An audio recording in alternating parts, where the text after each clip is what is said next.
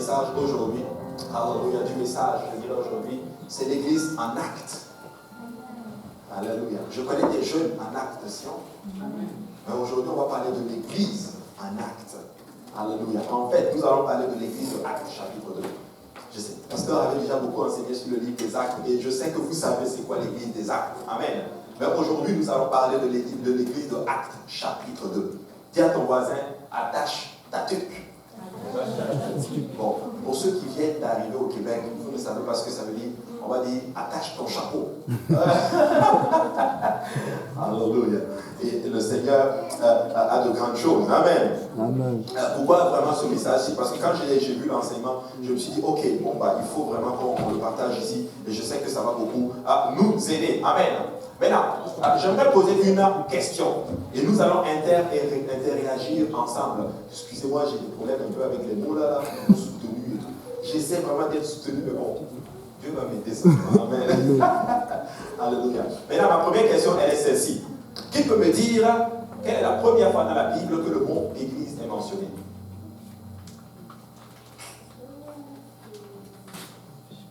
Je ne fais pas de clic pour le moment, sinon ça va sortir. Qui peut me dire pour la première fois le mot église? Hein? C'est dans? Sur?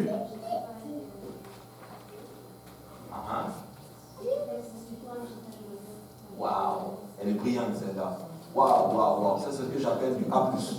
Effectivement, c'est dans Matthieu chapitre 16 que nous voyons le mot église employé pour la première fois. Et vous savez quoi, la première mention de l'église dans le Nouveau Testament, en fait, il est mentionné dans Matthieu chapitre 16.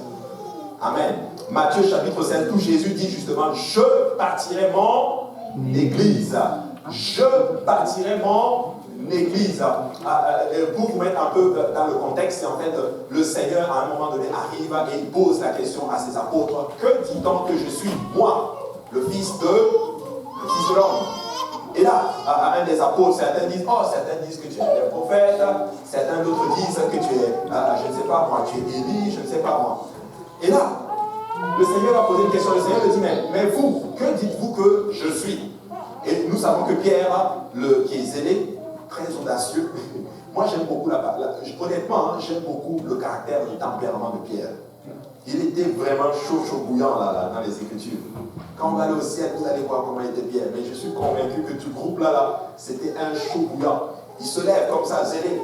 Tu es le Christ, le Fils du Dieu vivant. Et nous savons que c'est une révélation qu'il a eue du Seigneur. Et là, le Seigneur dit, ce n'est ni la chair, ni les os, ni le sang qui t'a révélé cela, mais c'est mon Père qui est dans les cieux, qui te l'a révélé. Et dit, et sur cette parole, et je te dis que tu es Pierre, et sur cette pierre, je bâtirai mon église. Et là, nous voyons pour la première fois le mot église apparaît. Donc, vous voyez, le mot il est souligné. Donc, mon église. Et le Seigneur dit quelque chose de particulier, et c'est ça qui m'intéresse vraiment beaucoup. Il dit, je bâtirai mon église. Je bâtirai mon église. Donc non seulement il y a deux mots-clés ici que je trouve intéressant, c'est le mot bâtir et il y a le mot mon. Donc il va la bâtir et il dit que cette église est à lui. Parce qu'il dit mon église. Donc l'église n'est pas pour quelqu'un. L'église n'est pas pour pasteur Mabouche, l'église n'est pas pour pasteur tel, l'église n'est pas pour pasteur tel, mais l'église est pour le Seigneur Jésus. Amen. Et ça c'est très important.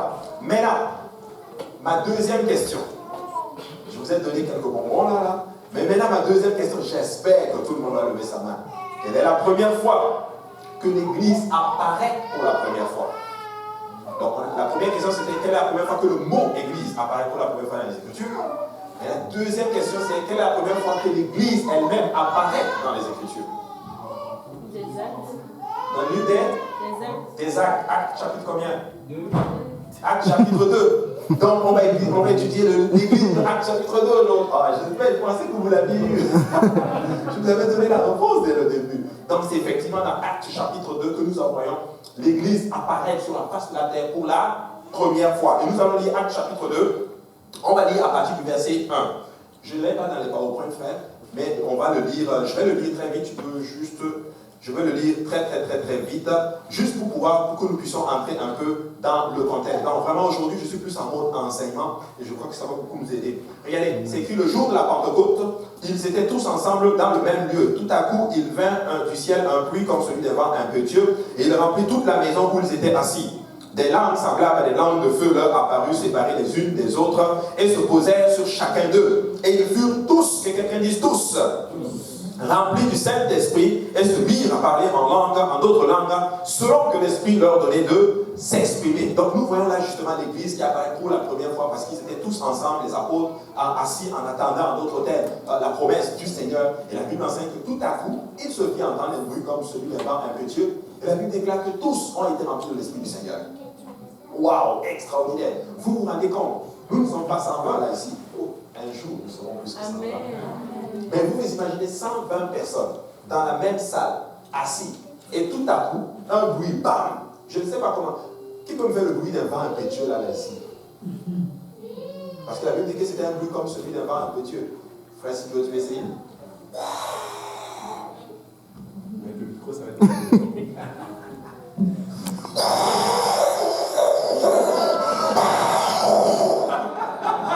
Donc, j'imagine que c'était comme ça. C'était des lames. Moi, je crois que littéralement, il y a eu des lames de feu là qui se sont apparues. Je pense que c'est probablement ça. Comme ça. Et ils furent tous remplis du Saint-Esprit. Et vous devenez voir, l'Église venait de naître.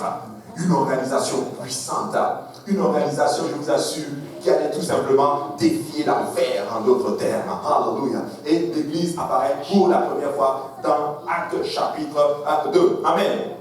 Maintenant, une chose est très importante maintenant. Si l'Église a apparu le jour de la Pentecôte dans Actes chapitre 2, vous êtes tout à fait d'accord avec moi que nous devons d'accord à ce moment-là ressembler à cette Église-là. Parce que nous sommes une Église. Amen. Nous sommes une Église et nous voulons plus que jamais ressembler, en d'autres termes, à cette Église-là. Amen. Maintenant, regardez ce que la Bible dit dans Actes chapitre 2, verset 46, concernant, en d'autres termes, cette Église-là. La Bible dit, ils étaient chaque jour, tous ensemble, assidus au temple, ils rompaient le pain dans les maisons et prenaient leur nourriture avec joie et simplicité de cœur, louant Dieu et trouvant grâce auprès de tout le peuple. Wow! Ça m'intéresse. Ils étaient tous ensemble, assidus, ils étaient en train de louer Dieu, mais la Bible déclare qu'ils trouvaient grâce auprès des gens. De quels gens on parle ici? Ce n'est pas des chrétiens, mais des païens, des gens qui ne sont pas encore dans la chrétienté. Ils trouvaient grâce en faveur d'eux. Donc ils étaient ensemble, je le dis encore, ils étaient chaque jour ensemble, assidus au temple, ils rompaient le pain, dans les maisons, ils prenaient leur nourriture avec joie et simplicité de cœur, louant Dieu, et ils trouvaient grâce auprès des gens. Donc ils étaient ensemble, ils louaient Dieu, ils étaient assidus dans tout ce qu'ils faisaient, et quand ils sortaient, ils trouvaient grâce. Donc ils gagnaient quelqu'un qui venait se faire baptiser au nom du Seigneur Jésus, et Dieu augmentait à l'église. Donc, ça me donne une indication. Et si nous voulons que peut-être que Dieu ajoute, si on veut gagner, on veut trouver grâce aux yeux des gens de dehors, nous devons d'abord être chaque jour tous ensemble assidus où ça au temple, donc qui est l'église. Nous devons rompre le pain dans nos maisons, c'est-à-dire étudier la parole du Seigneur. Amen. Et prendre nos nourritures avec simplicité de cœur et louer Dieu. Et si on le fait, quand on va sortir pour évangéliser, devinez quoi? Nous allons gagner des âmes. C'est ce qui est dit dans Actes chapitre 2, c'est tellement clair. Amen. Mais c'est qu'il faisait. Regardez aujourd'hui, un frère sort et il va évangéliser. Et il y a une âme qui vient se faire baptiser là. Nous sommes dans le livre des Actes. Moi, écoutez, je n'ai pas vu ça dans les autres églises. Et là, je parlais avec le frère, il me dit, je suis vraiment content d'être baptisé aujourd'hui. Parce qu'il me dit, je faisais des cours, je faisais toutes ces choses. Mais je dis, mais mon ami, je crois que c'est le Seigneur qui t'a rencontré. Nous sommes vraiment dans le livre des Actes. Maintenant, pourtant, quelque chose de très important, c'est que le mot église a perdu la plupart de son sens original aujourd'hui. Parce que l'église n'est certainement pas seulement un bâtiment. Qui peut dire amen à cela? L'église n'est pas un bâtiment. L'église n'est pas tout simplement ces quatre murs là. Devinez l'église, c'est qui? Amen. Merci beaucoup. Le Seigneur m'a dit que c'est moi et toi. Alléluia. C'est nous tous l'église. L'église, c'est le frère Achille, c'est le frère Andrew, c'est le frère Steve, c'est sœur Del, c'est nous tous l'église. L'église, ce n'est pas un bâtiment. Mais ce sens a été perdu, en d'autres termes, de nos jours. Aujourd'hui, les gens disent, oh, je vais à l'église, et ils pointent le bâtiment. Et beaucoup de personnes, quand tu leur poses la question, c'est quoi l'église? Ils vont te dire, ah, l'église c'est tel bâtiment. L'église c'est tel bâtiment. Bon, c'est probablement parce qu'ils ne savent juste pas. Amen. Maintenant, le mot église est utilisé plusieurs fois dans le Nouveau Testament, mais jamais pour se référer à un édifice. Et le langage utilisé par la Bible ne peut pas être appliqué à un bâtiment de toute façon. Ça ne peut même pas l'être. La Bible déclare que le Seigneur a ajouté à l'église. Donc si c'est un bâtiment, ça peut marcher. Il ajoutait peut-être au bâtiment, peut-être qu'il accroissait le bâtiment. Mais regardez ceci, nous savons que Hérode vexait l'église. Est-ce que Hérode peut vexer un bâtiment? Non. Donc nous voyons que l'église, quand la Bible parle de l'église ici, il ne parle pas d'un bâtiment, il parle d'un groupe de gens. Amen. Amen. On va donner un peu plus de détails par la suite. L'église fut persécutée. Est-ce qu'on peut persécuter un bâtiment? Voilà, je veux participer, je veux persécuter le bâtiment de l'église pentecôtiste unie de l'Est. Si tu casses l'église, Dieu va nous donner une plus grosse église en fait. Amen. C'est juste ça. Amen. Regardez ce que seulement dans les traditions, les hommes, des hommes plutôt, les gens peuvent aller à l'église. Jésus ne voulait pas dire des bâtiments quand il dit je vais construire mon église ou je vais bâtir mon église. Mais quand vous allez en fait dans les termes originels, en d'autres termes, le mot grec utilisé pour église, c'est le mot ecclésia. Que quelqu'un dise ecclésia. Ecclésia. Qu'est-ce que veut dire ecclésia? Ecclésia est composé de deux mots. C'est le mot ek et le mot ecclésia. Je ne sais pas si le clésis. Donc ek en grec veut dire ordre. Ecclésis veut dire appel. Amen. Donc, ecclésia, donc appelé hors, littéralement. Regardez le sens, c'est l'église de Jésus-Christ qui, de tout temps, décrit l'ensemble de ceux qui sont en Jésus-Christ. Ça désigne les églises, c'est-à-dire les assemblées, les églises bibliques. L'église biblique, plutôt, est une assemblée de ceux qui ont répondu à l'appel du Seigneur et qui se trouvent en étroite communion fraternelle. Amen. Et c'est ça, en d'autres termes, l'église. Et on va le développer par la suite que l'église, non seulement il y a la relation verticale, c'est-à-dire notre relation entre frères et sœurs et même avec le monde, et aussi justement qu'il y a la relation plutôt horizontale, et aussi on a la relation verticale, donc notre relation avec le Seigneur. Amen. Très important. Donc on va apporter un peu plus de détails et vous allez comprendre. Mais l'église en tant que telle, donc l'église idéale pour Dieu, c'est quoi?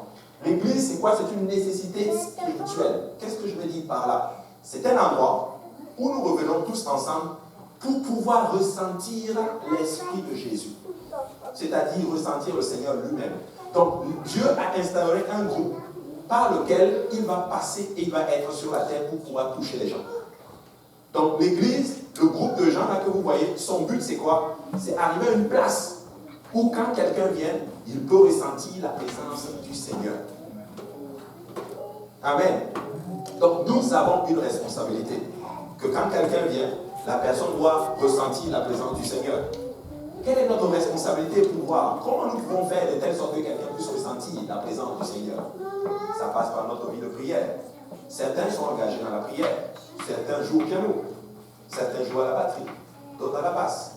D'autres sont à la chorale. Certains sont à la projection. Certains nettoient l'église. Certains sont huissiers. Mais nous prenons tous part à cela pour faire tomber la présence du Seigneur. Amen. Et ça, c'est très important. Maintenant, l'interdépendance est valorisée. Et ça, c'était la volonté du Seigneur. Qu'est-ce que je veux dire par là, l'interdépendance?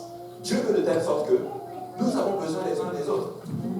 Et c'est comme ça, et c'est sa volonté comme ça. Il veut de telle sorte que quand il y a un problème, peut-être avant de chercher une solution dans le monde, que tu cherches s'il y a la solution dans l'église. Et moi, je crois que la solution est dans l'église. Amen. Quand on a un problème, je connais des gens, quand ils ont des problèmes, devinez quoi, la première des choses, ils vont aller chercher la solution dans le monde. Vous savez quoi, dans le corps du Christ, il y a tout. Amen. L'implication active dans les préoccupations sociales. La volonté du Seigneur, c'est ceci. C'est que l'Église, ce corps de Christ qu'il a établi, c'est que chaque membre de ce corps doit s'impliquer pour l'édification de cette Église. Ça, c'est la volonté du Seigneur. Tous les gens sont pleinement acceptés avec l'ensemble de leur comportement dans l'Église. Il n'y a pas quelqu'un qui n'est pas accepté dans l'Église. Oh, tel est comme ça, bon, toi, tu ne peux pas faire telle chose, toi, on ne t'accepte pas, toi, on ne t'accepte pas. Non. Toutes catégories de personnes sont acceptées dans la maison du Seigneur. Les grands, les beaux, les bons. En tout cas, tout le monde est beau. Parce que quand Dieu a créé l'homme, il a dit, il a vu que c'était beau. Amen. Donc, tout le monde est accepté. Les blancs, les grands, les blancs, les noirs, les rouges. Tout le monde est accepté. Je ne sais pas, j'essaie de t'atterrir là. Mais le Seigneur est bon. Mais voici la pratique réelle de l'Église aujourd'hui.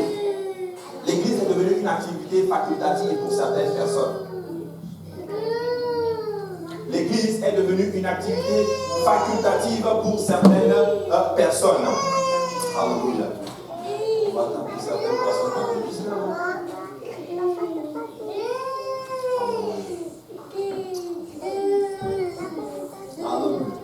Et c'est exactement ça. Donc l'Église est devenue une activité facultative. Il y a des gens qui vont à l'Église juste quand ils ont le temps. Oh, j'ai le temps aujourd'hui, je vais aller à l'Église. En fait, l'Église est facultative pour eux, alors que ce n'est pas la volonté du Seigneur.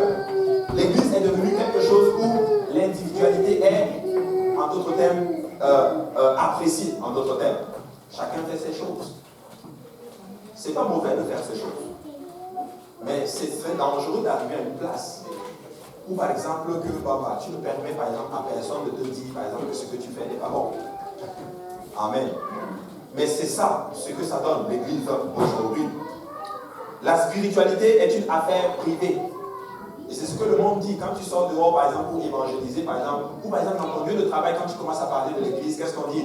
Oh, mais tu sais quoi? C'est en fait, vu que c'est dans le domaine du privé. Il faut que tu gères ta spiritualité chez toi. Ne l'amène pas ici. Parce qu'ici, c'est un endroit public. Et tu sais quoi? Nous sommes maintenant laïcs. Le mot laïque veut dire que c'est la sphère privée, la sphère spirituelle est hors de la sphère publique. Amen. Et vous allez voir des gens qui se disent chrétiens, qui agissent de la même manière. Je ne sais pas si je vous l'avais déjà dit, j'avais un collègue de travail comme ça qui est même pasteur.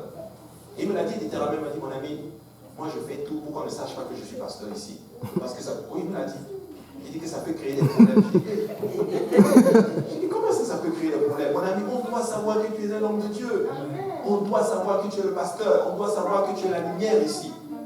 Et je vous assure, c'est une personne qui a beaucoup d'impact. C'est quelqu'un, quand il arrive dans un groupe, tu sens qu'il arrive, il a de l'impact sur les gens. Il attire beaucoup les gens vers lui. Mais il cache, en d'autres termes, il a mis sa lumière sous une table. Sous une table. Merci beaucoup. C'est triste. Comment se fait-il que l'Église arrive dans un endroit aussi ténébreux qu'est le monde d'aujourd'hui et l'Église se cache? Ça, c'est triste. Mais c'est ce qu'est devenu l'Église de nos jours. Pourtant, nous savons, et je veux vous surprendre avec cela, et quand j'ai vu ça, j'étais choqué. Le mot ecclésia, dans la société grecque, signifiait une assemblée de citoyens libres qui sont appelés hors de leur foyer pour se rassembler pour des questions d'intérêt public. Le mot ecclésia, je répète, dans la société grecque, signifiait une assemblée de citoyens libres. Des gens qui sont libres, qui sont appelés hors de chez eux pour se retrouver dans un endroit et discuter et parler des questions d'intérêt général et d'intérêt public. C'est ça, ecclésia. C'est ça, l'Église, littéralement. Regardez ce verset. Hébreux chapitre 10, verset 25. La Bible déclare ceci. N'abandonnons pas notre assemblée, comme c'est la coutume de quelques-uns, mais exhortons-nous réciproquement, et cela d'autant plus que vous voyez s'approcher le jour. C'est un passage qu'on a étudié jeudi. Mais je ne sais pas si vous le voyez, je ne sais pas s'il y en a ceux qui sont un peu loin, probablement que vous ne voyez pas là. Mais dans ce verset, j'ai souligné deux mots. Plutôt, j'ai souligné un seul mot, mais je vais parler de deux mots. Il y a le mot « n'abandonnons pas notre assemblée ». Hébreux chapitre 10 m'a ouvert les yeux aujourd'hui quand je l'ai étudié vraiment en profondeur. N'abandonnons pas notre Église. Comme je le disais, le mot « ecclésia » chez les Grecs représente en fait l'assemblée en fait des citoyens libres. Donc l'Église représente les citoyens libres d'une communauté céleste, ou je dirais de la communauté céleste. Nous sommes libres. Nous sommes ceux-là qui sont le plus libres qu'il y a sur la face de la terre. Nous sommes donc libres et nous sommes convoqués par l'Évangile hors de nos lieux, hors, c'est-à-dire hors du monde, pour nous assembler ensemble pour entendre qui? Dieu. Et pour la même occasion, discuter de comment nous allons édifier l'Église. Comment nous allons édifier le corps du Christ. Voilà pourquoi j'aime ce qui se passe dans Actes chapitre 15. En passant, j'avais dit que c'était Paul et Silas, mais excusez-moi, c'était Paul et Barnabas, qui se retrouvent au quartier général et qui parlent avec les autres pasteurs et ils trouvent quelque chose qui édifie l'Église. En d'autres termes, qu'est-ce que je veux dire par là, mes frères et sœurs? Nous allons bâtir l'Église, pas avec l'aide du Seigneur, mais ensemble. Nous allons nous asseoir souvent ensemble, là, et j'attends juste que le pasteur soit me donne l'autorisation. Mais souvent, on va faire ce qu'on appelle, peut-être pas des convocations saintes, mais des réunions où nous allons nous asseoir ensemble et discuter ensemble. Qu'est-ce qu'on peut faire pour que l'Église avance? Qu'est-ce qu'on peut faire pour apporter du nouveau à l'Église, un nouveau souffle à l'Église? Qu'est-ce que nous pouvons faire ensemble pour voir des âmes venir au Seigneur et atteindre, en d'autres termes, le salut? Et nous allons discuter cela ensemble. Et ce serait ouvert à tout le monde. J'attends juste que mon pasteur me donne l'autorisation. Mais la Bible nous dit dans Hébreux chapitre 10 que n'abandonnez pas votre assemblée. Vous savez, le mot abandonner ici, je ne sais pas si le frère peut cliquer un peu. Le mot abandon dans ce verset, c'est le mot ekatalépo en grec. Vous n'êtes pas obligé d'essayer de le prononcer, mais ça veut dire beaucoup de choses. Vous savez, le mot abandon ici, nous pensons des fois que c'est juste abandonner. Ok, je quitte et je ne viens plus. Oui, ça l'est, mais ça va beaucoup plus loin que cela. C'est être quelque part et ne rien faire. Regarde, abandon, déserter la chose, laisser sans aide. C'est à un moment donné arriver dans l'église et s'asseoir dans l'église. Tu es peut-être membre de l'église et tu ne fais rien.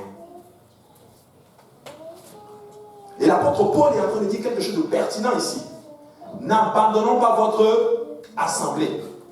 Et j'aime beaucoup quand j'ai commencé à étudier la chose, le Seigneur a commencé à ouvrir mon esprit, il a commencé vraiment à me conduire. Vous savez, des fois, je me posais beaucoup de questions quand je commençais vraiment à enseigner. Et je ne sais pas si je n'avais pas posé la question, mais ça me frappait. Comment se fait-il que quand ils étudient les textes, pourquoi ils vont chercher tel mot hébreu, tel mot grec, tel mot grec?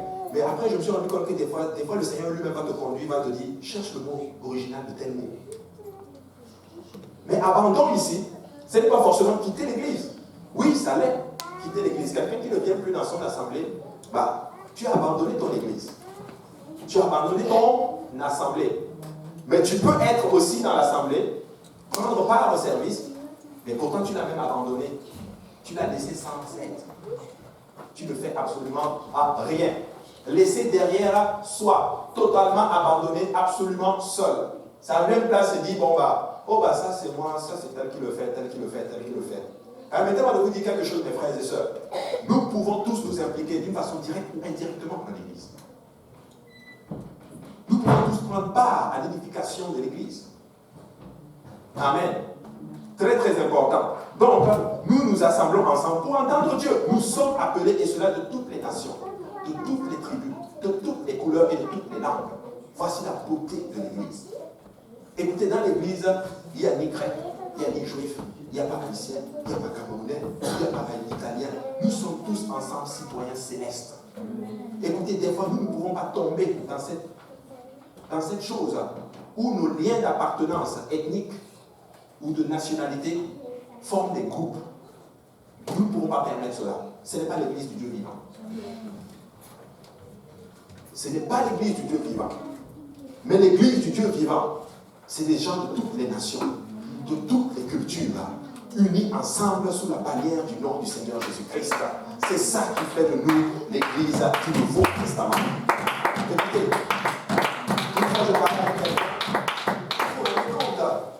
une fois je parlais à quelqu'un, regardez comment Dieu fait même les mariages ici à l'Église. Rares de personnes sont mariées à la même nationalité. Il y a, mais rares sont mariées à la même nationalité. Je crois que c'est un message du Seigneur. La plupart des mariages que nous avons vus se prendre place, c'est deux nationalités complètement différentes. Mais voici la chose qui les unissait, le nom de Jésus. Mes frères et sœurs, il n'y a pas haïtiens, quoique nous sommes des haïtiens, certains sont haïtiens. Il n'y a pas de burkinabés, quoique certains sont burkinabés. Il n'y a pas Camerounais, quoique certains sont Camerounais. Mais nous sommes tous ensemble des citoyens, des enfants du Seigneur Jésus-Christ. Ma nationalité, c'est, je ne sais pas si on peut dire, Jérusalem. Je suis un Jérusalémien. Et il y a des Jérusalémiennes devant ici. Mes frères et sœurs, ne permettez pas d'arriver à une place. Oui, des fois il y a des affinités, c'est tout à fait normal que tu te sens mieux avec quelqu'un de ton pays, vous retrouvez comme on dit, les vieux plats, là, les plats du pays qui reviennent, c'est tout à fait normal. Mais ne permettons pas que cela nous amène à un niveau où on s'écarte en notre terre et nous oublions le plus fondamental de l'Église. Nous sommes là pour atteindre toutes les nations. Nous sommes là pour atteindre toutes les cultures. Nous sommes là pour atteindre toute catégorie de personnes. Et vous savez quoi? Je ne veux pas dire cela, ça va arriver. Dis seulement ça va arriver. Voilà. Et quand ça va arriver, je vous dis que c'était de ça que je parle. Alléluia. Mais le Seigneur va faire de grandes choses parmi nous. Regardez Apocalypse chapitre 5, verset 9 dit ceci. Et il chantait un cantique nouveau. Et en disant, tu es digne de prendre le livre et d'en ouvrir à les sceaux, car tu as été immolé et tu as racheté pour Dieu par ton sang des hommes de toute tribu, de toute langue, de tout peuple et de toute nation. Il a tout racheté. Peu importe ta culture, laisse-moi te dire que tu es la bienvenue ici à l'église. Peu importe ta nationalité, tu es le bienvenu ici à l'église. Peu importe ta condition sociale, tu es le bienvenu ici à l'église. Peu importe ta condition financière, tu es le bienvenu ici à l'église. Et mes frères et sœurs, j'aimerais vraiment que nous arrivions tous ensemble à cette place-là. Peu importe la personne qui va entrer dans cette église, nous devons lui donner la même attention que nous donnons à quelqu'un avec qui nous sommes le plus proches. Que Dieu nous aide. Que Dieu nous aide à donner vraiment l'attention qu'une personne nécessite. Regardez, avant d'être telle nationalité, c'est d'abord un humain. Amen. Avant d'être telle nationalité, c'est d'abord un être humain, racheté par le sang de Jésus-Christ. Très important. 1 Pierre chapitre 2, verset 9. Oui, nous avons été appelés de toutes les nations, de toutes les cultures. Mais nous avons aussi été appelés où ça? Vers la merveilleuse lumière du Seigneur Jésus. Regardez 1 Pierre 2, 9 dit ceci. Vous, au contraire, vous êtes une race élue, un sacerdoce royal, une nation sainte, un peuple acquis afin que vous annonciez les vertus de celui qui vous a appelé des ténèbres. Et nous étions tous dans les ténèbres. Hier, je pense que c'était jeudi, on en parlait et je pensais que je le connaissais jusqu'à ce qu'il me sorte une autre facette qui est quand même tout le sang toujours. Il m'a dit qu'il se pressait même. J'étais choqué. Non, vous ne voulez pas savoir qui c'est. N'est-ce pas, frère? Il m'a dit qu'il se pressait même quand il était dans le monde. Oui, je peux le faire agir dans le monde. Je sais qu'il y avait telle chose. Mais le coup de l'actrice, mon ami, j'étais renversé.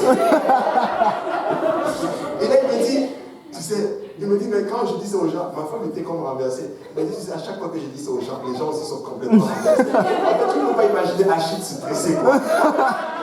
Mais regardez ce que le Seigneur a fait. Regardez ce que moi, le Seigneur a fait. Extraordinaire. Nous étions tous dans les ténèbres. Écoutez, moi, là, j'étais dans la religion pure. Certains ici, je ne sais pas, certains étaient dans les liens de la drogue, de l'alcoolisme. Certains étaient dans le monde. Je parlais aussi avec une sœur qui me disait que mais elle parlait avec certaines personnes qui nous parlaient de Jésus. Elle disait, mais attends, tu parles de quoi? Tu oublies ça. En 2000, tu nous parles de telle chose. Oublie, nous on a la vie. Nous on mange la vie. Bon, elle ne m'a pas dit ça, mais si je fais mon jeu, moi aussi. Et là aujourd'hui, elle sert le Seigneur. Elle va voir ces mêmes personnes qui lui parlaient. Certains d'entre eux ne servent même plus le Seigneur. Elle va leur dire que non, ce que tu disais là est vrai. C'est comme les mecs qui disent que non, de quoi même tu parles? Non, ce que tu me disais, c'est toi qui avais raison. Eux, ils sont tombés. Ils sont retournés dans les ténèbres. Mais nous avons été rachetés des ténèbres vers la merveilleuse lumière du Seigneur Jésus-Christ. Ecclésia, appelé or. Appelé or. Et ça, c'est vraiment très important. Nous avons été appelés des ténèbres vers la merveilleuse lumière du Seigneur. Mais il y a un autre mot dans les Écritures. Et nous allons vraiment rester sur ce mot-là qui est très important. C'est le mot, je vais vous le dire parce qu'il est en grec, c'est le mot koinonia. Qui peut me dire ce que c'est? Est-ce qu'il y a des Grecs ici? Les gens qui parlent le grec. Le mot koinonia. Pardon? J'ai mon papa. Hein? C'est le mot koinonia. De toute façon, je ne m'attendais même pas à ce que quelqu'un lève la main. Amen. Mais voici ce que ça veut dire. On le retrouve dans Actes chapitre 2, verset 42. Si quelqu'un, là, je ne sais pas, je pense que je l'ai mis dans mon PowerPoint. Oui. Alléluia, je ne sais pas si. Actes chapitre 2, verset 42. Je l'ai, on va le lire. Il dit ici, ils persévéraient tous ensemble dans l'enseignement des apôtres, dans la communion fraternelle, dans la fraction du pain et dans les prières. Donc, le mot ici, dans la communion des apôtres et dans la communion fraternelle, c'est le mot qui est utilisé pour koinonia. C'est la communion fraternelle. J'ai mis quelque chose là. Le mot communion fraternelle, c'est koinonia. Et koinonia, ça veut dire ceci, la communion, ce qui est en commun à plusieurs personnes, une association ou des fois une contribution volontaire. Vous pouvez voir ça dans Romains chapitre 15, verset 26, ou une assistance. Là, il est un peu trop loin. Alléluia. Et ça, c'est vraiment très important. Pourquoi je veux parler de cela aujourd'hui? Parce que c'était le fondement qui a bâti l'église de Actes chapitre 2. C'est cette chose qui a fait de l'église ce qu'elle est devenue, en d'autres termes. Le mot koinonia, et vous allez voir qu'il est utilisé dans les Écritures pour plusieurs points. Regardez, koinonia, dans les Écritures, c'est une unité qui n'est possible que par l'œuvre surnaturelle de Dieu. C'est une unité, une union qui n'est possible que par l'aide de Dieu, littéralement. En d'autres termes, on peut arriver quelque part, et nous sommes tous différents de toutes les nations, de toutes les cultures, et on a du mal, en d'autres termes, à être unis pour la cause de Dieu. Mais avec l'aide de Dieu, Dieu va amener ce qu'on appelle koinonia, ce qu'on appelle la communion au milieu de nous. Et ça prend ce qu'on appelle l'Esprit du Seigneur pour cela. Et les apôtres l'avaient. Les apôtres l'avaient. Pourquoi je parle des apôtres? Parce que quand l'Église a commencé, koinonia signifiait que Juifs et les gentils qui avaient été ennemis pendant pendant des siècles, devenaient un dans le corps du Christ. Waouh! Les Juifs, les païens me disent, ça veut juste tout simplement dire les non-Juifs. Ils étaient tout simplement des ennemis. Pourquoi? Parce que dans l'ancienne alliance, c'était dit qu'un Juif ne pouvait pas aller chez les païens, chez les non-Juifs. Mais pour la première fois, un concept nouveau venait d'arriver dans la cité, si je peux le dire ainsi.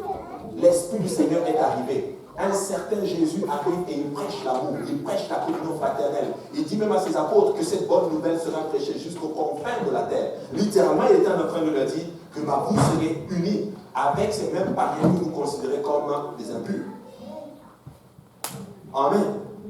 Donc, koinonia arrive dans un contexte où deux peuples étaient complètement ennemis, mais Dieu les amène à être unis ensemble pour la cause de Dieu. Mais écoutez, nous sommes bénis. Nous ne sommes pas des ennemis, même quand on n'était pas dans le Seigneur, nous n'étions pas des ennemis. Mais si dans Actes chapitre 2, ils ont été capables d'être unis avec des gens avec lesquels ils étaient ennemis pendant des siècles, pourquoi nous, aujourd'hui, nous ne pouvons pas être unis alors que nous ne sommes même pas des ennemis? Pourquoi nous ne pouvons pas être unis sous la même bannière, le nom de Jésus-Christ là? Parce que, écoutez, je connais la réponse à cela, c'est tout simplement qu'il y a encore peut-être des intérêts personnels. Peut-être qu'il y a d'autres choses que je ne vais pas évoquer maintenant. Mais j'aimerais appeler l'Église aujourd'hui, l'Église de Actes chapitre 2, à laisser les différents, mais à se mettre ensemble pour bâtir le corps du Christ. À se mettre ensemble pour bâtir le corps du Christ. Nous avons besoin de au milieu de nous. Regardez, après avoir traversé des milliers de séparations, ils se sont réunis pour adorer ensemble. Ceux qui auparavant ne voulaient même pas parler à l'un, à l'autre, maintenant adorer ensemble dans une église. Certains ne se parlaient même pas. Vous vous rendez compte, les Juifs, ils ne se parlaient pas. Les Juifs, là, c'était très difficile qu'un Juif se tourne et parlait en païen. Et même manger avec eux. Écoutez, je l'ai enseigné lundi. Une fois, le pasteur Yannick avait fait l'enseignement ici, ça s'était resté dans ma tête. Il avait parlé en d'autres termes de... Vous savez, à un moment donné dans les Écritures, Pierre se retrouve, je crois que c'était à Antioche, avec Paul, et Pierre mangeait avec les païens. Mais quand les anciens, les frères venaient de Jérusalem, venaient à Antioche pour voir l'église, Pierre faisait comme s'il ne connaissait même pas les païens. Et là, Paul lui dit, mais tu es hypocrite. C'est littéralement hypocrite ce que tu fais. Parce que quand les anciens ne sont pas là, tu manges avec eux. Quand ils sont là, tu fais comme si tu ne les connais pas. Ce n'est pas bon. Mais il dit qu'il a creusé. Je vous assure, il n'y a aucune loi ou aucun commandement dans les Écritures qui montre que tu ne devais pas manger avec un païen. C'est venu en fait littéralement des traditions. Ils ont durci la loi de Dieu. Ils l'ont pris et ils sont devenus religieux. Des fois, on peut arriver à une place, comme le pasteur disait, on est tellement sanctifié qu'on ne veut même pas aller vers les autres. Amen. C'est très très important. Ils ne se parlaient même pas. Mais laissez-moi vous dire une chose. Nous pouvons dépasser cela. Nous avons plus que Actes chapitre 2. Je suis convaincu qu'on a plus de révélations que les apôtres même. Nous pouvons dépasser cela, mes frères et sœurs. Nous pouvons arriver à une place. Et l'Esprit du Seigneur va bouger au milieu de nous à un niveau que vous ne pouvez même pas imaginer. Tout simplement parce que nous avons été capables de mettre le différent de côté et de s'unir sous la bannière du nom de Jésus-Christ. J'ai beaucoup aimé cette image quand je l'ai vue là. Je l'ai vraiment beaucoup aimé. J'aimais beaucoup le monsieur qui était en chaise roulante. Il dit, même avec ma chaise roulante là, je vais être avec vous. Mes frères et sœurs, tu peux prendre part à l'œuvre du Seigneur. Dis à ton voisin, tu peux prendre part à l'œuvre du Seigneur. D'une façon directe ou indirecte. Ou indirecte. Regardez 1 Jean chapitre 1 verset 6. Il dit, si nous disons que nous sommes en communion avec lui et que nous marchons dans les ténèbres, nous mentons et nous ne pratiquons pas la vérité. Mais si nous marchons ensemble et si nous marchons dans la lumière, comme il est lui-même dans la lumière, nous sommes mutuellement en communion et le sang de Jésus, son Fils, nous purifie de tout péché. Ça, c'est l'apôtre Jean qui parle. L'apôtre Jean est très pointu dans ce qu'il dit. Il dit que si nous disons que nous sommes dans la lumière et que nous marchons dans les ténèbres, bah, nous sommes des menteurs. Waouh!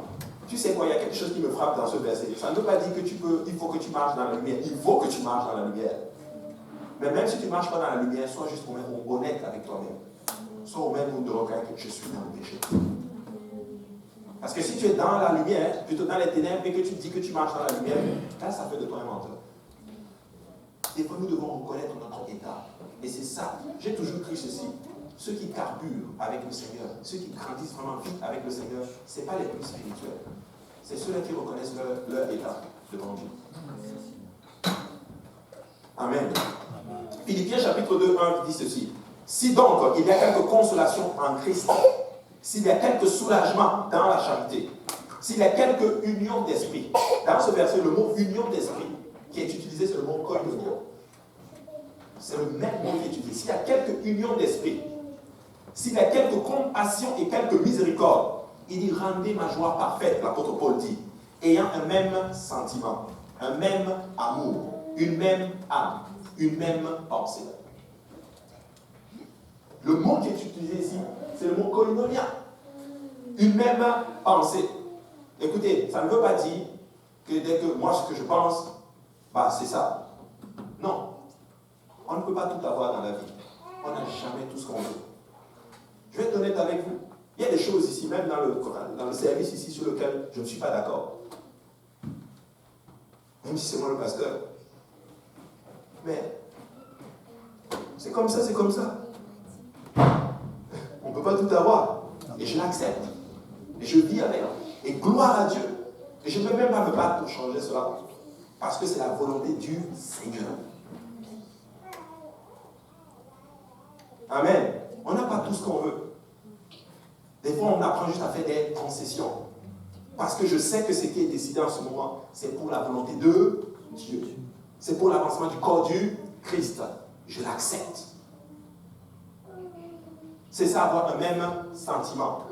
Ça ne veut pas dire qu'on va être d'accord sur le tout. J'ai mes pensées, j'ai mes convictions sur certaines choses, mais le royaume de Dieu avant. Parce que ce qui est fait met d'abord en évidence le royaume de Dieu.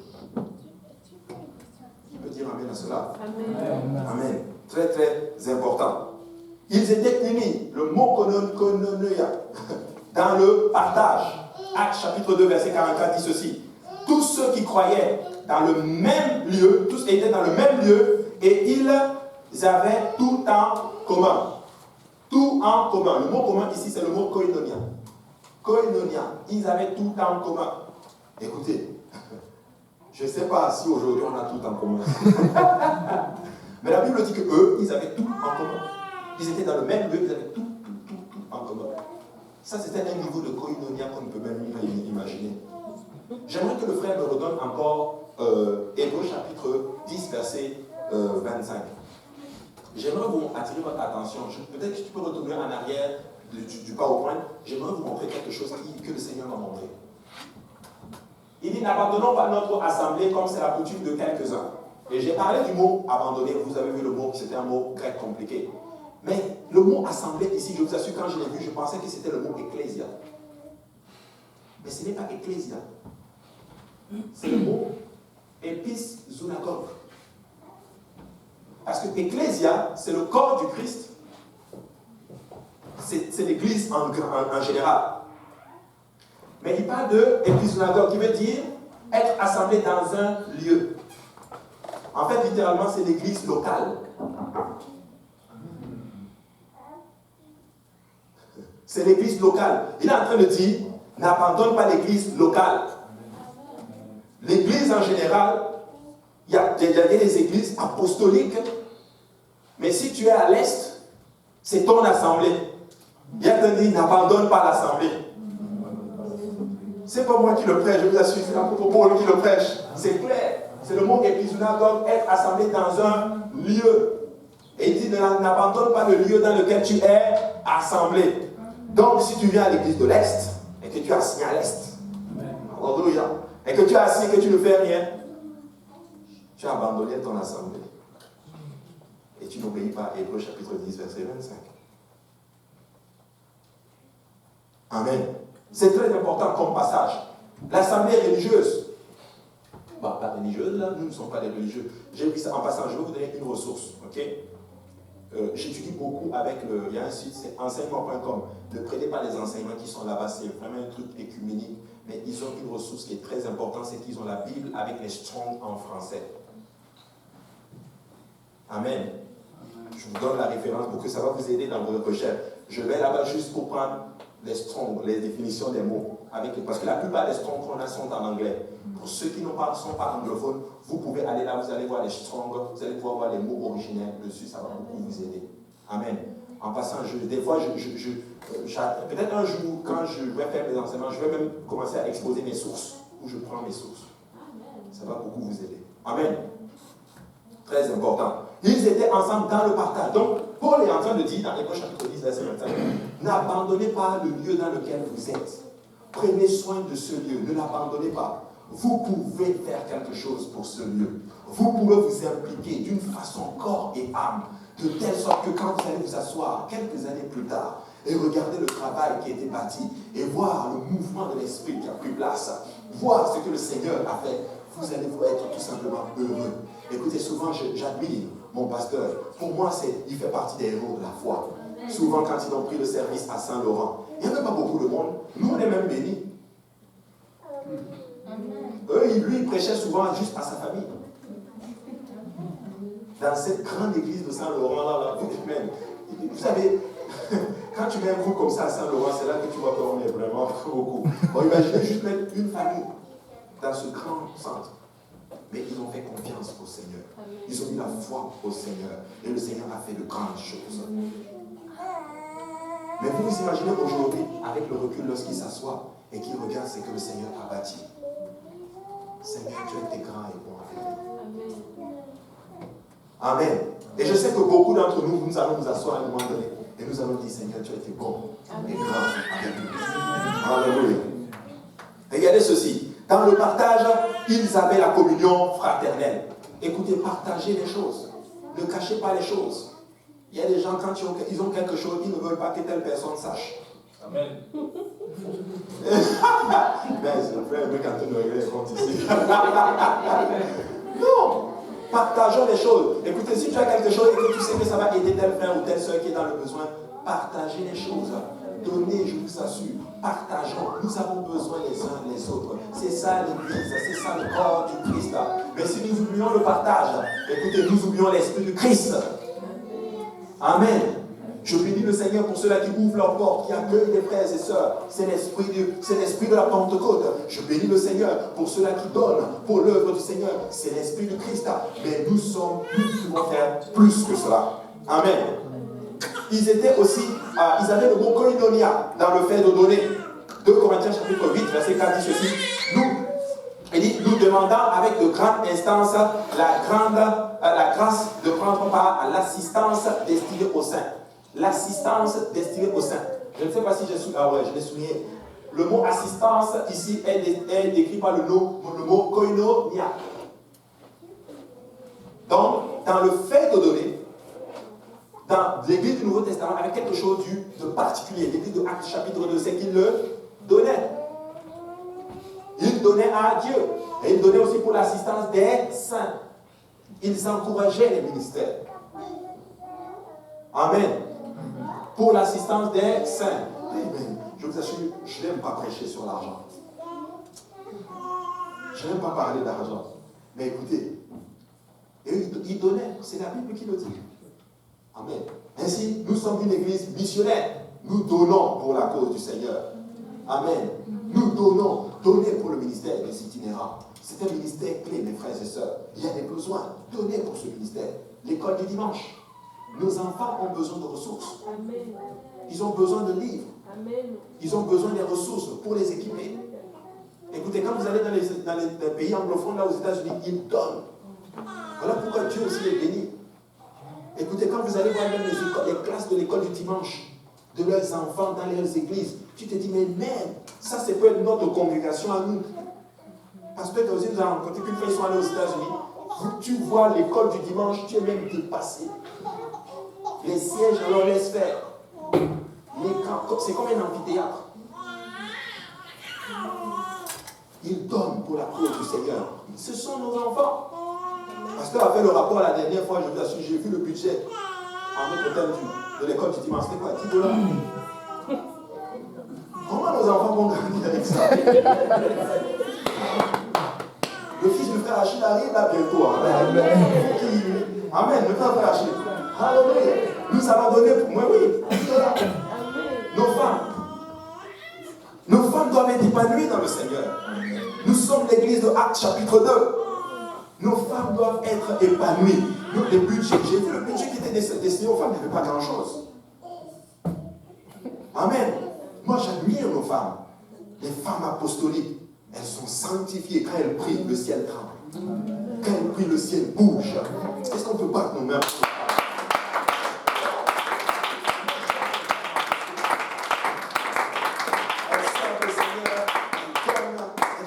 Elles s'occupent de leur mari. Elles font des grandes choses pour le Seigneur.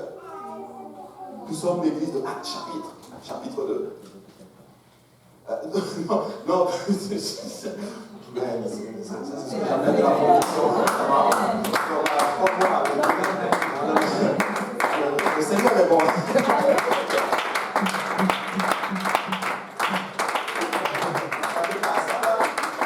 Mais puissions-nous tous faire cela. Amen. Alléluia. Pour les jeunes, JPNL, j'ai vu que le budget de JPNL était à moins. Mais oui, le dernier rapport que j'ai vu, le pasteur, vous n'avez pas bien regardé. Moi, je regarde ça. Mais les jeunes, c'est la clé de l'église. Une église est en feu aussi longtemps que ces jeunes sont en feu. Amen. Alors, nous allons donner pour l'église. Nous allons donner pour ces ministères.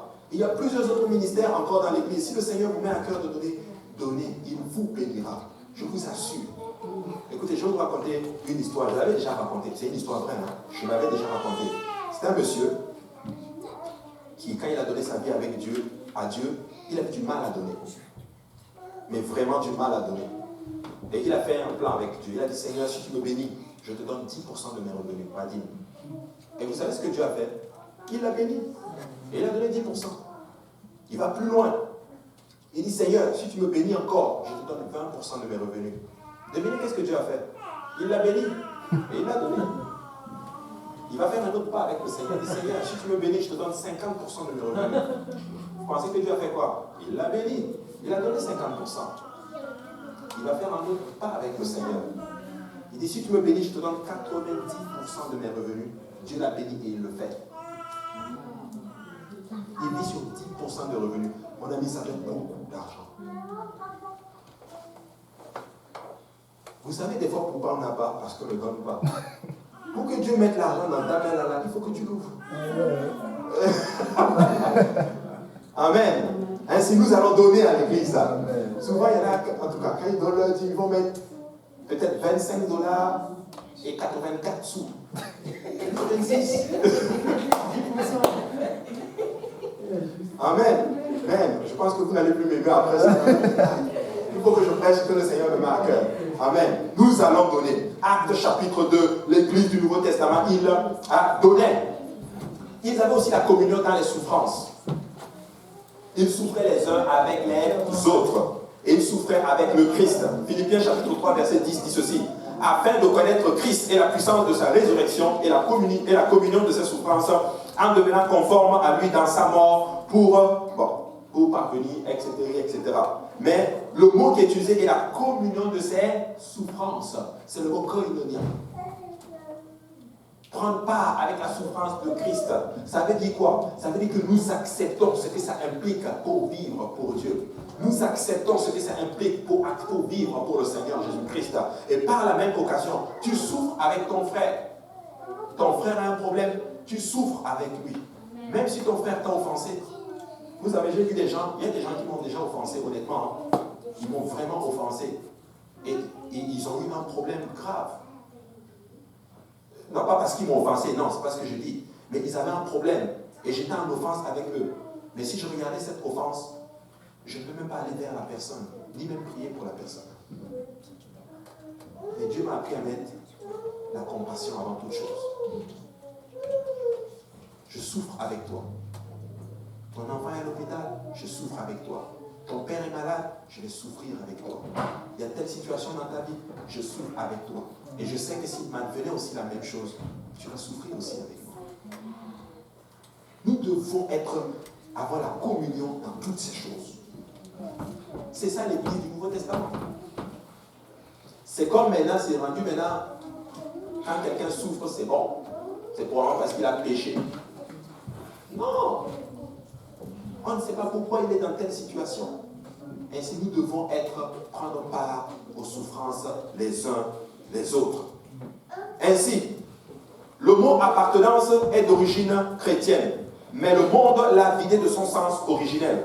Aujourd'hui, l'adhésion, par exemple, à une église est souvent réduite à simplement ajouter votre nom à un rouleau ou à un document, sans exigence ni attente. Mais l'apôtre Paul peut être un membre de l'église, dit que pour être membre de l'église, cela signifie être un organe vital du corps vivant, littéralement. Une partie indispensable, interconnectée au corps.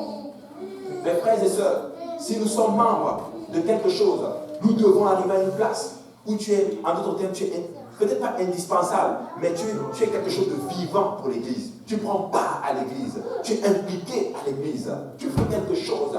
C'est ça l'appartenance. Amen. C'est ça l'appartenance. C'est ce que l'apôtre Paul est en train de dire dans Hébreux chapitre 10, verset 29, quand il parle aux Hébreux. Amen. C'est très important. Certains disent qu'on ne sait pas qui a écrit le livre d'Hébreux. Certains pensent que c'est l'apôtre Paul. Le pasteur Lionel disait un jour que lui pense que c'est Paul. Mais comme il avait des problèmes avec les Hébreux, il n'a pas signé à la fin que c'était lui. Parce que la plupart de ces lettres, Paul signe que c'est lui. Pasteur Lionel a souvent des histoires. Peut-être que c'est vrai. Parce que Paul avait vraiment des problèmes avec les Hébreux. Il a dit que bon, la lettre là, je vous écris, mais je ne veux pas écrire que c'est moi qui l'ai écrit. Amen. C'est très important. Donc, quand nous appartenons à quelque chose, nous sommes connectés à la chose. Si un organe est en quelque sorte séparé de son corps, qu'est-ce qui va lui arriver? Il va tout simplement s'agiter et par la suite, il va mourir. Si je coupe mon bras et que je le mets dans le tiroir, qu'est-ce qui va arriver à ce bras? Il va mourir, il va sécher, il va pourrir, il va mourir. Mais ce corps va continuer à fonctionner, certainement avec une imperfection, mais elle va quand même fonctionner. En d'autres termes, si quelqu'un d'entre nous ici, qui est membre de l'église, se met seul, à part, à côté, oh, je reste seul, je vais servir le Seigneur seul. tu vas sécher, tu vas pourrir et tu vas même mourir. Le corps va fonctionner, certainement avec une imperfection, parce que tu manques. Tu es un plus. Avec toi, l'église est beaucoup plus performante que sans toi. Dis à ton voisin, avec toi, l'église est beaucoup plus performante.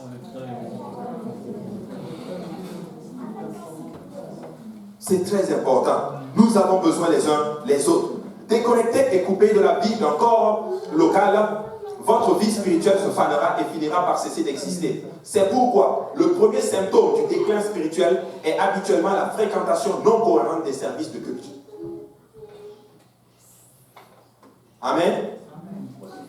C'est pourquoi le premier symptôme de déclin spirituel est habituellement la fréquentation non cohérente. Oh, je n'ai pas besoin de venir à tel service. Oh, je n'ai pas besoin de cela. Nous avons besoin des services. Nous avons besoin de grandir. Parce que si tu viens là aujourd'hui, demain tu n'es pas là. Demain tu es là. Demain tu n'es pas là. C'est incohérent. Amen. Ce n'est pas solide. On ne peut pas bâtir sur quelque chose d'instable. Même pour bâtir une maison, on creuse pour aller trouver la fondation, le fondement, le bon sol sur lequel nous allons bâtir. Parce que, vous savez, quand le frère Sylvain est dans la construction, quand on veut construire, qu'est-ce qu'on fait? On creuse. Parce que ce sol... La pierre angulaire. La pierre angulaire, mais ce n'est pas de ça que je parle. Je parle du fondement. Je parle du fondement dans la construction. Quand on veut construire, on creuse jusqu'à aller trouver un bon sol qui ne glisse pas, qui ne va pas s'effondrer. C'est la même chose avec la chrétienté. Quand quelqu'un n'est pas solide encore dans le Seigneur, on ne peut pas lui confier des responsabilités. C'est simplement ce que ça veut dire. Certains souvent viennent me dire, oh, moi je veux chanter, moi je veux faire ceci, je veux faire cela. Mais on va regarder tout ça. Es-tu solide? Est-ce que je peux compter sur toi? Ou par exemple, dimanche je te vois et dimanche prochain, probablement je ne vais pas te voir. Je ne peux pas compter sur toi. Parce que tu es instable. Et on ne peut pas bâtir des choses spirituelles sur l'instabilité. Amen. C'est juste logique. C'est juste logique. Ainsi, il faut être solide. Et plus tu es solide, peut-être on va commencer à un moment donné à te confier, peut-être tu deviens peut-être huissier. Moi, je voulais être huissier. Le frère Achille doit vous témoigner. Quand je suis venu à Dieu, le frère Douane était venu les voir. Bon, les jeunes là, ils sont arrivés. Est-ce que tu peux les voir pour qu'ils deviennent huissiers? J'avais certaines situations dans ma vie que je devais d'abord régler. Et là, je suis allé voir le pasteur. Je dis, pasteur, bon, bah, je vais être huissier. Mais il y a telle situation. Le pasteur m'a dit, ok, pas de problème. Je vois l'importance que tu accordes à la chose. Mais règle d'abord cette chose et tu reviens. Et avec le temps, après, je suis allé le voir. Et après, le pasteur a dit, non, non, tu ne seras pas huissier. Tu vas être à la projection. Et c'est comme ça que j'ai commencé à la projection. Et ce qui était important pour moi, à chaque fois que j'arrivais à l'église, c'était projection. Rien d'autre. Il m'a dit de faire projection, c'est la projection. Dès que j'arrive à l'église, je montais juste, c'était à Saint-Laurent à l'époque. Et même à l'âge, et je le faisais. Et même aujourd'hui, j'en fais toujours. Amen. C'est très important. Mais si je suis instable, et que on arrive un jour et qu'on a besoin de projeter, que celui qui sait projeter n'est pas là, on est mal parti. Ainsi, mes frères et sœurs, il ne faut pas qu'il y ait seulement un seul projecteur en l'église. Il faut qu'il y ait plusieurs personnes qui savent projeter. Il faut qu'il y ait plusieurs pianistes à l'église. Des fois, tu regardes, oh, on n'a pas vraiment un batteur. Je vais apprendre la batterie. Je vais apprendre la guitare. Et Dieu va te donner l'onction parce que quand le besoin y est, Dieu te forme, il te donne une onction que tu ne peux pas imaginer. J'ai vu comment le frère Achille a progressé dans le piano. Écoutez, il a progressé d'une façon fulgurante. En fait, ça dépasse littéralement les normes. Je crois qu'en même pas en 3 mois, il prenait déjà le premier piano de l'église. Yvan, même pas en 2 mois ou 3 mois, il joue la basse, il joue le guitare, il joue toutes ces choses. Vous savez pourquoi? Parce que le besoin là, donc Dieu lui donne l'onction et la force et l'intelligence, la compréhension nécessaire pour atteindre ces choses. Quand il y a un besoin, implique-toi dans ce besoin et Dieu va t'aider à le faire. Amen. C'est ça l'église de Actes chapitre 2. Que quelqu'un dise l'église de Actes chapitre 2. Que quelqu'un dise nous sommes l'église de Actes chapitre 2. Et ça c'est vraiment très important. L'appartenance à la famille de Dieu n'est pas quelque chose à négliger. L'Église est l'ordre du jour de Dieu pour le monde. L'Église est indestructible et existera pour l'éternité. Elle survivra à cet univers. Et donc, votre rôle en elle, c'est de vous y impliquer. Vous y impliquer. Maintenant, la personne qui dit que je n'ai pas besoin de l'Église est arrogante. Alléluia. La personne qui dit qu'il n'a pas besoin de l'Église est complètement arrogante. C'est comme dire je n'ai pas besoin de ma mère. Parce que sans l'Église, il ne peut pas y avoir de licence. Il ne faut jamais arriver à une place de dire que je n'ai pas besoin de ta maman. J'ai besoin de ma mère. N'eût été ma mère, je ne serais pas ici. Écoutez, je vais profiter de faire un enseignement là-dessus. Honorez vos parents, mes frères et sœurs. Peu importe qui est ta mère, même si ta mère est une sorcière, son sein t'a porté 9 ans dans son ventre. Honorer veut dire ceci, tu la respectes comme ta mère. Ça ne veut pas dire que tu fais tout ce qu'elle te dit, même quand elle te dit quelque chose qui n'est pas dans la volonté de Dieu, tu ne le fais pas, mais tu l'honores. Dieu m'a tellement parlé par rapport à cela. Il y a des moments, tu sais, quand tu es zélé là pour le Seigneur, nos parents nous persécutaient. Et des fois, on les déshonorait littéralement. Et Dieu m'a parlé là-dessus. Amen. Dieu m'a même mis à cœur des fois, il m'a dit, si tu as un peu d'argent, achète des chaussures. Je envoie papa, c'est m'a mis à cœur d'acheter des chaussures aujourd'hui. Amen. Juste pour te dire pourquoi. Mais pourquoi tu fais ça? Parce que je t'aime. Honorer nos parents. La Bible dit, honore ton père et ta mère afin que tes jours se prolongent dans le pays que l'Éternel te... Est-ce qu'il y a des gens qui veulent vivre longtemps ici?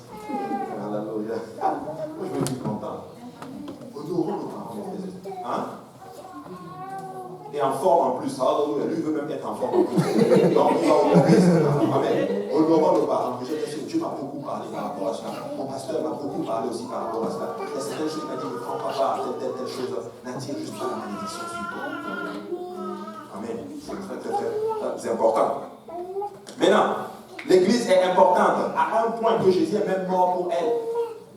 Alors, qui peut dire que l'Église n'est pas importante? Si le Seigneur lui-même, le Dieu Tout-Puissant, est mort pour cette Église, c'est que c'est important. Ainsi, nous, en tant qu'enfants de Dieu, nous ne pouvons pas jouer avec elle. Parce qu'elle est importante pour le Seigneur, à un point qu'il est mort même pour elle. La Bible appelle l'Église l'épouse du Christ, ou le corps du Christ. Maintenant, imaginez quelqu'un qui dit, je t'aime, mais je déteste ta femme. Quelqu'un qui dit, oh, mais moi j'aime Dieu, mais tu n'aimes pas l'Église. Mais si tu es en train de me dire, bah, tu aimes Dieu et tu détestes son épouse, c'est comme si tu viens me voir, oh frère, je t'apprécie vraiment beaucoup, tu es vraiment un bon gars, tu es très gentil, et tu détestes ma femme, tu la négliges. Quand tu la vois, tu ne la salues même pas, tu lui manques de respect, tu me manques directement du respect. Amen. Parce que je suis une seule chair avec ma femme. Amen. Exemple, il y en a souvent qui disent, oh mais moi j'aime l'église, hein, mais je n'aime pas le pasteur. Tu ne peux pas aimer un père et détester ses enfants. Il y a des gens qui sont venus me dire souvent, oh, moi j'aime votre église, mais sauf que le pasteur a fait quelque chose, je dis, on a mis l'église. Qu'est-ce que tu fais? Pas tes choses. Tu ne peux pas aimer les enfants et détester leur père. Amen aussi. Ça fait du sens, ce que je suis en train de dire. Donc, si tu dis que tu aimes Dieu et que tu détestes son épouse, tu ne fais juste pas bien. Ou bien, par exemple, je t'aime, ou mais je trouve que ton corps est très répugnant. Ou ça me dégoûte. Nous faisons à Jésus chaque fois,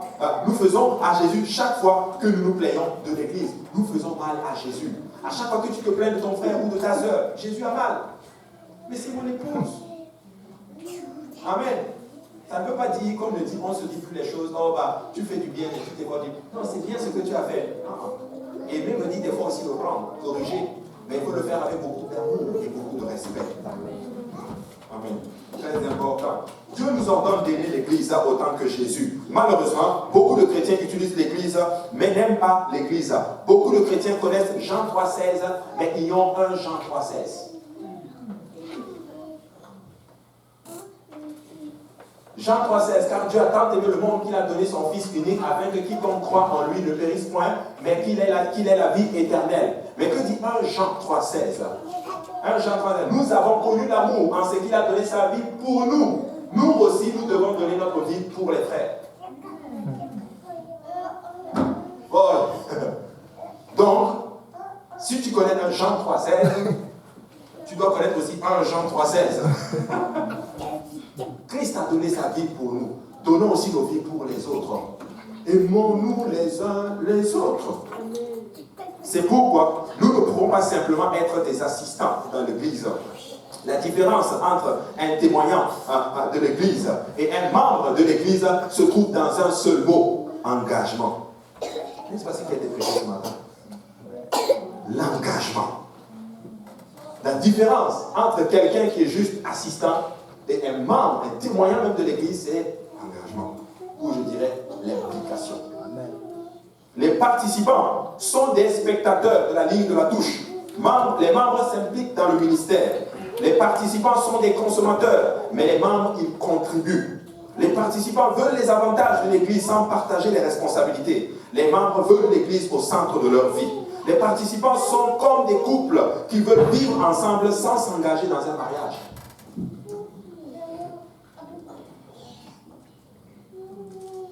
Amen. Nous, on ne veut pas faire cela. Mais les membres disent sans réserve, je le veux. Je veux m'engager. Je veux m'engager. Je veux m'engager dans cette affaire qu'on appelle l'Église. Excusez-moi si je suis vraiment dur aujourd'hui. Mais je veux vous dire que je vous aime tellement pour vous dire la vérité. L'Église locale est si importante pour Dieu qu'elle prouve que vous êtes engagé, qu'elle est tellement importante pour vous parce qu'elle prouve que vous êtes engagé envers sa famille dans la réalité, pas seulement en théorie. Dieu veut que nous aimions les vrais gens, pas les gens idéaux. Dieu veut que nous aimions les vrais gens, mais pas les gens idéaux. Qu'est-ce que je veux dire par là? Oh, tel est sans défaut, je l'aime. Mais telle personne qui fait des choses, je ne l'aime pas. Dieu veut que tu aimes les vrais gens. C'est une personne, il faut juste l'aimer. Aimer la personne, ça veut dire quoi? Ça veut dire que nous allons l'aider à atteindre Jésus. Amen. On va la prendre telle. Je ne suis pas en train de dire non plus que tu vas dire toutes tes choses à quelqu'un qui était un journal de Montréal. Là. Oh, je t'aime, je vais tout te dire. Non, ce n'est pas ça que je veux dire. Je t'aime tellement que je veux te protéger d'elle. Je ne veux même pas te dire les choses pour que tu ne commettes pas un autre péché, littéralement. Vous voyez de quoi je parle. C'est très, très, très important. Vous pouvez passer une vie à la recherche de l'Église parfaite, mais vous ne la trouverez jamais. Vous n'allez jamais trouver une Église parfaite, et je vais vous dire pourquoi. Le frère Abou est dedans, avec ses défauts. Et je le conçois, je vous assure, j'ai beaucoup de défauts. Et je vous assure, Dieu est vraiment en train de travailler en moi. Honnêtement, si vous me connaissiez, quand je suis venu à Dieu, et maintenant là, vous allez vraiment dire gloire à Dieu. Parce que j'avais beaucoup de défauts, j'ai beaucoup de choses que Dieu a travaillées. Et j'ai encore beaucoup de choses que Dieu est encore en train de travailler. Mais je suis dans cette église, voilà pourquoi elle n'est pas parfaite. Permettez-moi de vous donner encore d'autres vingtaines de raisons pour lesquelles elle n'est pas parfaite. Vous aussi, vous êtes dedans. En fait, on est dedans ensemble. En fait, on va se battre ensemble, on va faire le chemin. Mais vous savez quoi? Nous portons le nom de Jésus-Christ dans les autres.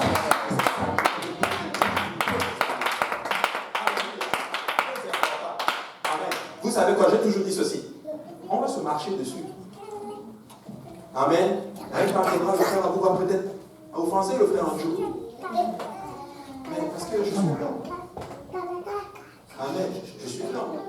Des fois, peut-être que certains m'appellent, je ne réponds même pas. Amen. Moi aussi, des fois, je suis fatigué. Amen. Des fois, je peux peut-être lancer une parole, peut-être qui a offensé un frère et une soeur. Et c'est probablement déjà arrivé. Mais, juste vraiment prier pour moi. J'ai vraiment besoin de vos prières, honnêtement. Mais je crois que vous avez peut-être aussi besoin de mes prières.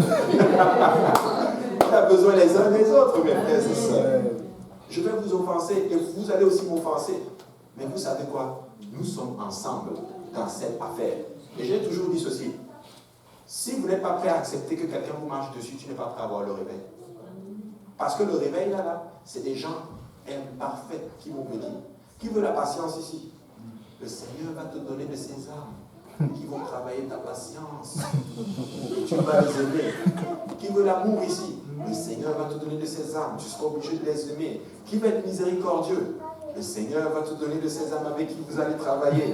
Mais c'est ça le Seigneur. Et vous savez quoi? qu'un enfant de Dieu sera toujours meilleur que quelqu'un qui est dans le monde. Peu importe son état. Tant que tu as porté le nom de Jésus dans le baptême, tu es largement supérieur à quelqu'un qui est dans le monde. C'est la Bible qui le dit. La Bible dit que le plus petit dans le royaume des cieux est plus grand que Jean-Baptiste. Jean-Baptiste est l'un des plus grands prophètes que l'Ancien Testament ait connu. Le Seigneur dit que le plus petit dans le royaume des cieux est plus grand que le plus grand des prophètes dans l'Ancien Testament. Celui qu'on appelle l'ami de l'époux. Waouh! Extraordinaire. Donc, si j'étais vous et que je n'ai pas encore le nom de Jésus sur moi, moi je veux porter le nom de Jésus. Amen. Je vais me repentir, je vais me faire baptiser au nom du Seigneur Jésus. Maintenant, regardez ceci. Vous êtes appelés à aimer les gens imparfaits, comme Dieu le fait. Les chrétiens du premier siècle étaient très spécifiques dans leur engagement les uns avec les autres. Actes chapitre 2 le déclare. Et j'aimerais, je l'ai déjà lu. Actes chapitre 2, verset 42 dit ceci. Ils persévéraient dans l'enseignement des apôtres, dans la communion fraternelle, dans la fraction du pain et dans les prières. Maintenant, la vie chrétienne est beaucoup plus simple qu'un engagement est plus qu'un simple engagement envers le Seigneur. Il comprend un engagement aussi envers les autres chrétiens. C'est ça que je parlais tantôt. L'ecclésia, c'est ta relation horizontale, mais aussi ta relation verticale. Nous avons une relation avec Dieu, mais cela nous implique aussi avoir une relation avec les gens. Notre relation avec Dieu est la priorité. Notre relation avec Dieu est la priorité, c'est la plus importante. Mais quand notre relation avec Dieu est bien établie, vous allez voir que notre relation avec les autres va aussi être bien établie. Mais l'ecclésia, c'est horizontal et vertical. Si nous sommes l'Église, nous allons nous efforcer d'avoir une bonne relation sociale les uns avec les autres. Amen. C'est très important. Il dit un engagement envers les chrétiens. Les chrétiens du premier siècle l'avaient bien compris. Regardez, 2 Corinthiens chapitre 8, verset 5 dit ceci. Et non seulement ils ont contribué comme nous l'espérions, mais ils se sont d'abord donnés eux-mêmes au Seigneur, puis à nous par la volonté du Seigneur. Paul est en train de dire ceci, qu'ils se sont eux-mêmes d'abord donnés à qui? À Dieu. Et ça, c'est le premier appel que je voudrais donner à l'Église. Donnez-vous d'abord à Dieu. Donnez-vous à Dieu. Et si vous vous donnez à Dieu, vous n'aurez pas de problème à vous donner en d'autres termes pour les autres. Parce que quelqu'un qui appartient à Dieu, qui s'est donné littéralement à Dieu, c'est qu'il a accepté d'être mort à lui-même ou à elle-même, si je peux le dire ainsi. À ce moment-là, tu es prêt en d'autres termes à te donner littéralement aux autres. Amen. Est-ce qu'on peut se lever ensemble dans la présence du Seigneur? Merci. Nos pieds peuvent venir. Alléluia. Vous savez, honnêtement, mon souhait et ma volonté vraiment, c'est de voir vraiment des gens qui ont une relation tellement intense avec Dieu que tu arrives à une place que l'offense ne te dit plus rien. Amen. Et c'est ce que Étienne était. La Bible enseigne qu'on a pris des pierres et on est en train de lapider Étienne. Mais la Bible dit qu'il a tellement levé les cieux, il a levé les yeux et il a vu le Fils de l'homme à la droite de Dieu. Il a vu Jésus dans sa puissance. La droite ici, ce n'est pas une droite physique. Il a vu Jésus dans sa puissance. Il avait tellement les yeux fixés sur le Seigneur que même les grosses pierres qu'on était en train de prendre et qu'on était en train de le lapider, probablement qu'il ne sentait même plus la douleur. Pourquoi? Parce que ses yeux étaient à la bonne place. Ses yeux étaient sur Jésus. Nous devons avoir les yeux fixés sur Christ qui est le consommateur de notre foi. Mais si nous voulons être cette Église qui va impacter sa communauté, impacter l'environnement dans lequel nous sommes, nous devons d'abord apprendre à mettre ces choses en pratique. Please, je dis ça en bien, mettons le différent de côté et engageons-nous. Engageons-nous vraiment dans ce projet. Et vous allez voir, si vous avez des idées, allons-en des idées. Nous sommes tous là dans l'Église. Allons, donnons des idées et vous allez voir, mais ça va grandir. Amen. Ça va grandir. Mais parlons ensemble. Communiquons ensemble. Communiquons. Quand un corps tombe souvent dans l'eau par manque de communication. Amen. Communiquons ensemble. Parlons. On va se donner cet avis. On ne sera pas d'accord sur telle chose, telle chose. Mais lorsque nous prions et que nous amenons cela devant la direction, Dieu va permettre que la volonté sorte. Alléluia. Et si vous êtes là aujourd'hui et que vous voulez faire partie de cette église Actes chapitre 2 dont j'ai parlé tantôt, seulement 3 étapes. D'abord, se repentir de ses péchés. La repentance veut dire ceci: j'abandonne de faire tout ce que je fais qui n'est pas bon. Je mange, j'arrête de mentir, je volais, j'arrête de voler. Je faisais toutes ces choses qui ne sont pas dans la gloire de Dieu. Je les arrête complètement. Avec l'aide du Seigneur. Des fois, ce n'est juste pas spontané, instantané. Des fois, c'est juste peut-être une étape que ça va se faire. Mais quand tu arrêtes et que tu as ce désir, Dieu te pardonne. La deuxième étape, c'est le baptême au nom de Jésus. Nous avons de l'eau, nous avons un baptistère, nous avons un prédicateur, nous avons tout ce que vous voulez, une vie de rechange. Vous pouvez être baptisé au nom de Jésus, vous répétez son nom et vous devenez en notre terme l'enfant de Jésus, où vous faites partie de l'épouse du Christ. Et il promet que vous serez remplis de son esprit pour pouvoir littéralement vivre dans ce monde et gagner d'autres personnes aussi à lui. Voilà comment nous entrons dans l'église du Nouveau Testament. Amen. J'aimerais tellement que lorsque la trompette sonne, qu'il n'y ait personne qui reste dans cette salle. Et je sais que c'est ça qui va arriver. Parce que nous allons nous engager ensemble. Nous allons nous engager et nous allons faire l'œuvre du Seigneur. Impliquons-nous. Impliquons-nous. Communiquons. Soyons une famille. Amen. Alléluia. On va s'approcher à l'avant. Je sais que ce n'est pas le message que tout le monde attendait.